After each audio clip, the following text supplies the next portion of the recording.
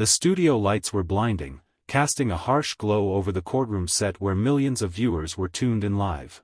Judge Judy's gavel slammed against the bench with a crack that echoed like a gunshot. "Order," she barked, her voice sharper than steel.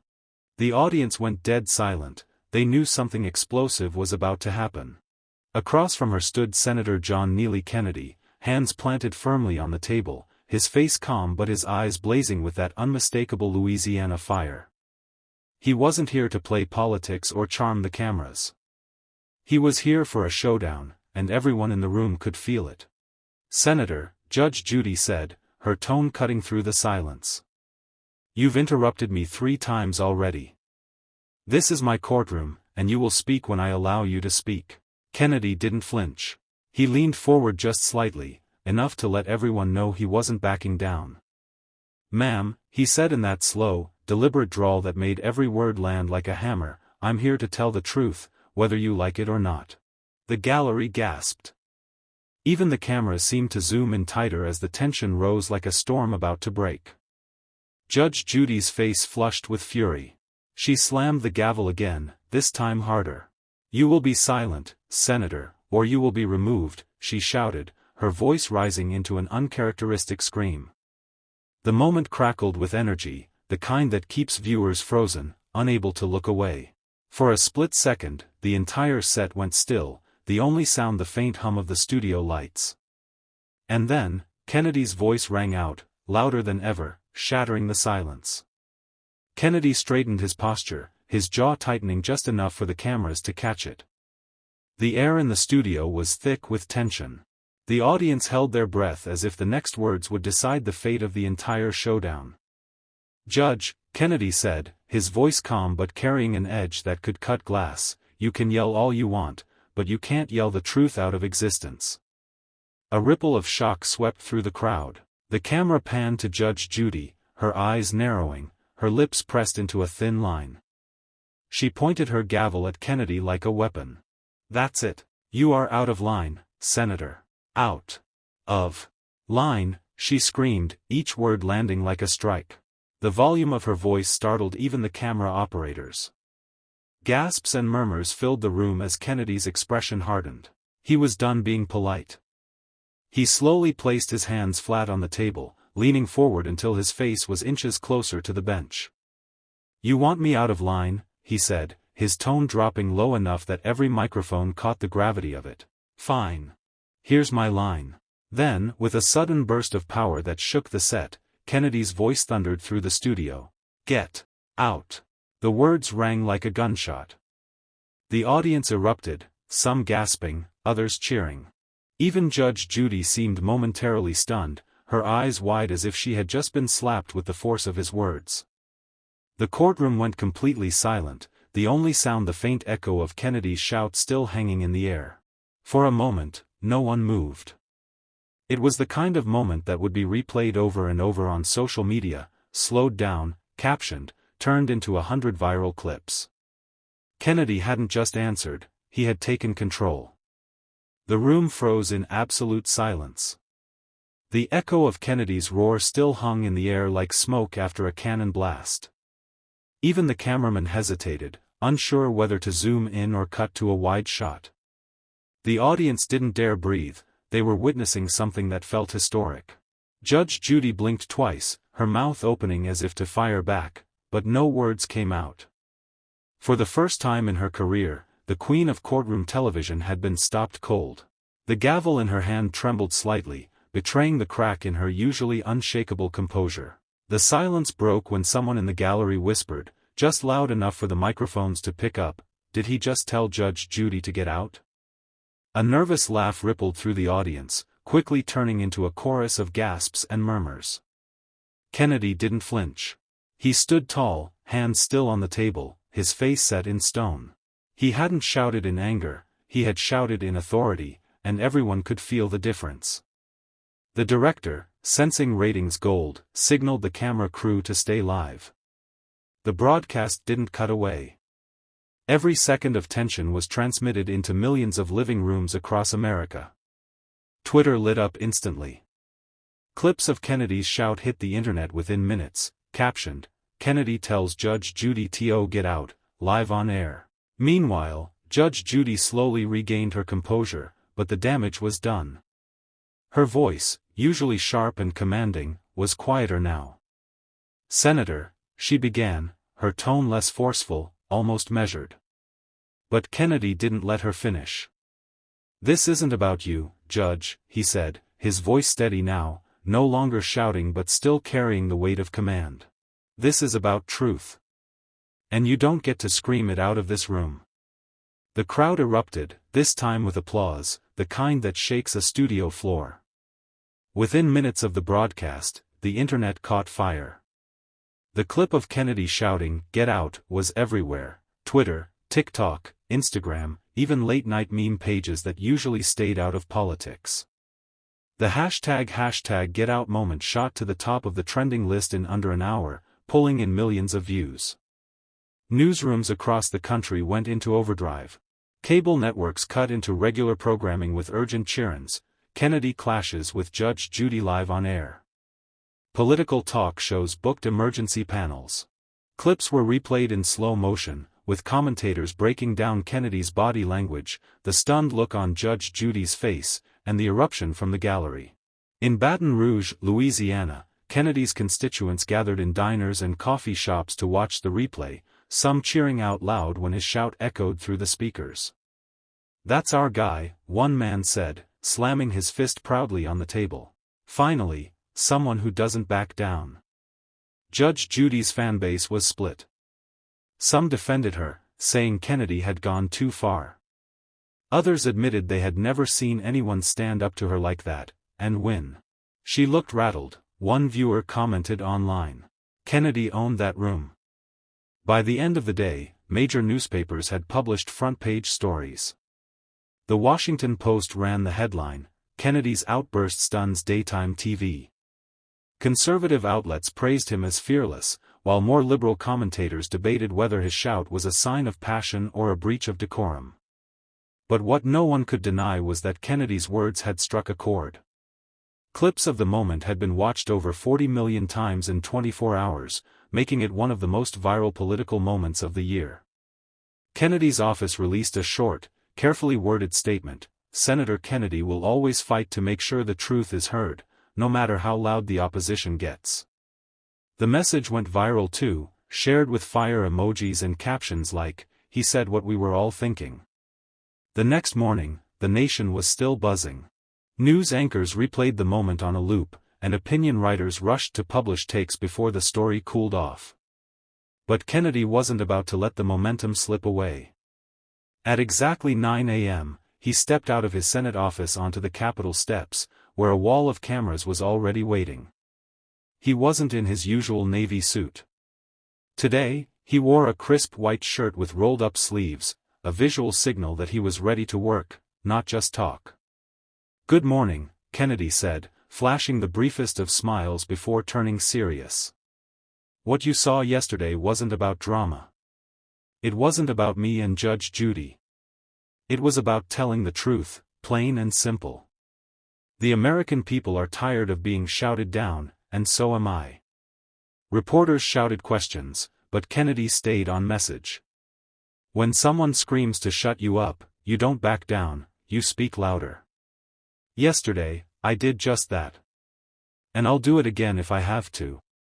The clip from the press conference was almost as viral as the original moment. Social media users turned it into a two-part meme, Judy screaming, followed by Kennedy calmly saying, "You speak louder." The edit racked up millions of views, transforming the confrontation into a rallying cry for free speech advocates across the country. Even late-night hosts got in on the action. One joked, Judge Judy might be the only person who's lost a shouting match on national TV, which drew laughter from the audience and reignited online debate. Inside the Beltway, Kennedy's political stock skyrocketed. Fellow senators, even those who didn't always agree with him, privately admitted that he had struck a nerve. One senior aide was overheard telling a reporter, "Kennedy just set a new standard for calling out double standards." For Kennedy, this wasn't just a media win, it was a moment to prove that speaking boldly could still move the needle in Washington. By late afternoon, the cameras were back on Judge Judy, this time in her own studio, where she filmed a special segment addressing what had happened. The air was electric, as if the nation had gathered to see whether the Queen of Daytime Court would strike back. Sitting at her bench, Judy stared straight into the camera, her trademark glare sharper than ever. "I've been on television for decades," she began, her tone clipped and icy. "I've dealt with liars, cheats, and smooth talkers. But never, never, have I had someone shout at me in my own courtroom." The studio audience erupted in applause, but Judy held up her hand, silencing them. "Let me be clear. Senator Kennedy may think he made a point, but in my court, respect still matters." Clips of the segment hit the airwaves within minutes, and Judy's supporters flooded social media with hashtags like #RespectTheJudge and #StandWithJudy. But the backlash was just as fierce. Kennedy's defenders shot back with memes and videos from the confrontation, writing captions like, "Respect goes both ways," and "Kennedy didn't shout, he stood up." Cable news seized on the feud, booking panels that pitted legal experts against political commentators. One analyst on primetime declared, "This is no longer about a single moment. This is a cultural flashpoint, authority versus accountability." In Washington, Kennedy was watching. He leaned back in his chair, a faint smirk crossing his face as Judy's clip played on the muted TV. "So she's doubling down," he murmured to an aide. "Good. Let's give them something to talk about." Within the hour, Kennedy's communications team drafted a fiery op-ed to be published the next morning, titled, "Truth Has No Volume Control." The piece would argue that Americans were tired of being shouted at by institutions that claim moral authority but refuse to hear dissent. The battle lines were drawn, and the nation was picking sides. The next morning, Kennedy's op-ed dropped like a bombshell. Titled, "Truth Has No Volume Control," it appeared simultaneously in major newspapers and online platforms, instantly igniting debate. The opening line hit readers like a lightning strike. "Yesterday, I raised my voice, not out of anger, but because America deserves to be heard." Cable news hosts read excerpts live on air. Radio shows dissected each paragraph, callers flooding the lines with praise and outrage. Conservative commentators hailed it as a manifesto for free speech, while critics accused Kennedy of grandstanding. But either way, the nation was talking about him. By noon, supporters had organized rallies in Baton Rouge, Dallas, and even outside the courthouse where the confrontation had taken place. People held signs reading, "Let Kennedy speak," and "Truth isn't rude." Videos of the gathering spread across social media, turning Kennedy's words into a grassroots movement. On Capitol Hill, the ripple effect was undeniable. Senators and representatives were asked about Kennedy's op-ed as they walked through the halls. Some gave carefully worded answers, others dodged entirely, not wanting to get caught on the wrong side of a cultural wildfire. Late-night talk shows couldn't resist. One comedian quipped, "Kennedy turned Judge Judy's court into the Supreme Court of Public Opinion, and guess what? He won the case." The joke drew laughter, but it also underscored a growing reality: Kennedy had seized control of the narrative. Judge Judy, meanwhile, was feeling the pressure. Ratings for her next taping were projected to skyrocket, but so was the scrutiny. Producers debated whether to invite Kennedy back for a televised round 2, knowing it could break viewing records, or spiral into an even bigger PR disaster. Kennedy's aides were already fielding interview requests from every major network. "We'll pick our spots," Kennedy told them, his voice calm but resolute. "This isn't just about me anymore. It's about proving that the truth still has a place in the public square." 2 days later, the movement had outgrown social media clips and local rallies. Charter buses rolled into Washington, D.C., packed with supporters waving flags and holding homemade signs. The National Mall filled with thousands of people, families, students, workers, all chanting Kennedy's name. The energy was electric as cameras from every major network panned across the crowd. The hashtag Truth Has No Volume Control was now the #1 trend worldwide. Even international outlets picked up the story, framing it as the moment that shook American daytime television. When Kennedy finally took the stage, the roar was deafening. He stood behind a simple podium, no teleprompter, just a stack of notes he barely glanced at. "Thank you," he began, his Louisiana drawl carrying over the loudspeakers. "This week, millions of you saw what happens when someone tries to shout down the truth. And you saw what happens when we don't back down." The crowd erupted in cheers. Kennedy continued, his voice growing stronger with every sentence. "This is bigger than me. This is about every American who's been told to sit down, shut up, and stop asking questions. This is about reminding the powerful that they don't get to control the conversation, you do." Cheers turned into chants, Kennedy. Kennedy. The sound echoed off the monument surrounding the mall. News helicopters circled overhead, capturing aerial shots that would dominate headlines for days. One commentator on live TV remarked, "This isn't just a moment anymore. It's a movement." Kennedy closed with a line that would go viral before he even left the stage: "They can scream, they can shout, they can pound their gavels, but the truth will always be louder." The crowd roared so loud the microphones peaked. For a few minutes, Washington felt less like a capital city and more like the beating heart of a revolution.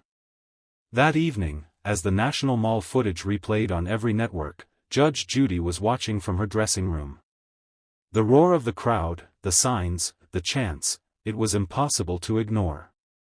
She leaned back in her chair, tapping her pen against the table, her usual scowl giving way to something closer to respect. When her show went live, viewers sensed something different. The gavel came down softer, her tone more measured. "America," she said, looking directly into the camera, "I've spent my career standing for order, for respect, and for truth. But after this week, I think it's time we finish this conversation properly." Gasps and murmurs spread across the studio. Judge Judy never backed down, never invited anyone for a rematch, but tonight, she was doing exactly that. "I am publicly inviting Senator John Kennedy back to this courtroom," she declared, "not for a shouting match, but for a real discussion about respect, truth, and the American people." The announcement went viral within minutes. Clips of Judy's invitation flooded Twitter and TikTok, with captions like, "Round 2, Kennedy vs. Judy," and "The rematch we didn't know we needed." Kennedy's team was caught off guard, but they knew an opportunity when they saw one. His communications director turned to him and said, "Senator, this is going to be the biggest broadcast in daytime TV history if you accept." Kennedy, sitting in his office with the glow of the TV on his face, smiled faintly. "Good," he said. "Let's finish what we started." Reporters swarmed Capitol Hill, demanding a statement. Within hours, Kennedy's office released a simple press note: "Senator Kennedy has accepted Judge Judy's invitation. America deserves the conversation." Social media went into meltdown. The hashtag Kennedy Judy rematch shot to #1, with millions of users predicting fireworks. News outlets began running countdown timers. This wasn't just a feud anymore, it had become an event. The night of the rematch felt more like a championship bout than a TV taping. Harpo Studios was packed to the rafters, cameras positioned at every angle, security doubled. Millions tuned in live, some rooting for Judge Judy to reclaim her throne, others waiting to see if Kennedy would deliver another viral moment. When the gavel came down, the room went silent. Judge Judy took a deep breath, her face serious. "Senator," she began, "let's try this again." Kennedy nodded politely, but there was no mistaking the steel in his gaze. The first few minutes were tense but controlled, no shouting, no interruptions. Judy asked hard questions, Kennedy answered directly, sometimes with a sharp edge that drew applause from the crowd. But then the temperature shifted. Judy leaned forward, her voice rising slightly. "Senator, you can't just yell over people when you don't like what they're saying. That's not debate, that's chaos." Kennedy's eyes flashed. He stood, slowly but deliberately, letting the cameras catch every movement. "Judge," he said, his voice calm but resonant, "America is tired of being told to sit down and shut up. If demanding the truth makes things uncomfortable, then maybe comfort was the problem." The audience erupted. Judy tried to bring the room to order, but this time it wasn't anger that filled Kennedy's voice, it was something bigger. He turned to face the cameras, speaking now to the nation. "You can slam the gavel, you can raise your voice, but you cannot silence the truth. Not here, not now, not ever." The crowd exploded into cheers so loud the producers had to lower the broadcast volume. Judy sat back, her face unreadable, but for a moment, even she seemed to acknowledge the weight of his words. When the credits rolled, social media exploded again. Clips of Kennedy's final line spread like wildfire, plastered across feeds with captions like, "Legendary," and "This is how you drop the mic." The rematch didn't just end the feud, it cemented Kennedy's place as a folk hero for millions who felt unheard. Moments like this remind us that truth doesn't whisper, it roars. Senator Kennedy stood his ground not just for himself, but for every American who refuses to be silenced. You can gavel, you can shout, but in the end, the truth always finds a way to be heard. And tonight, the whole country heard it loud and clear.